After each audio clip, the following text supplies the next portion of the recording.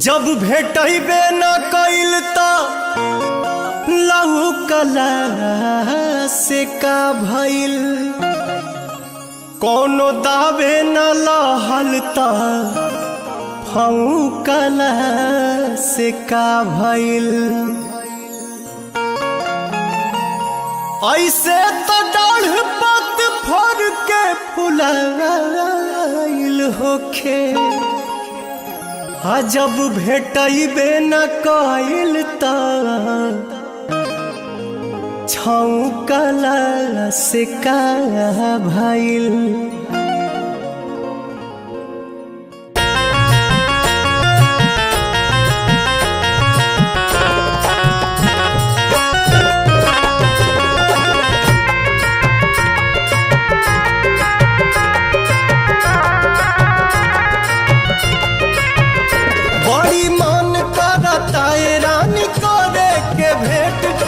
College सवेर तोहर करब हम वेट,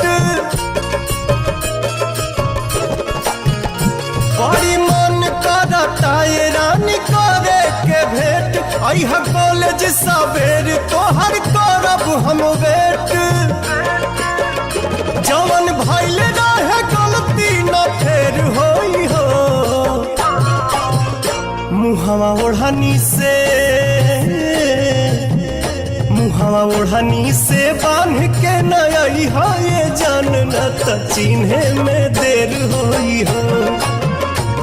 ओढ़नी से बांध के नई हो, ये जान न त चिन्हे में देर होई हो।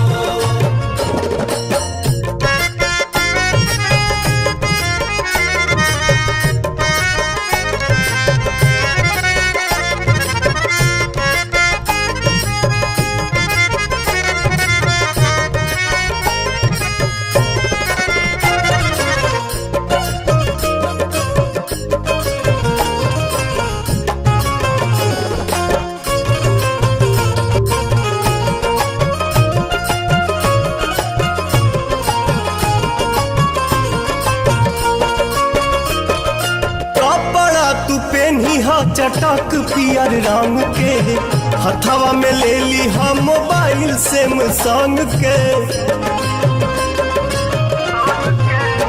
हाँ कपड़ा तू पहनिहा चटक पियर रंग के हथवा में ले ली हम मोबाइल सैमसंग के। कॉल करी हम फिर बात ढेर होई हो। मुहवा ओढ़नी से बांध के नई हो, ये जान न त चिन्हे में देर होई हो।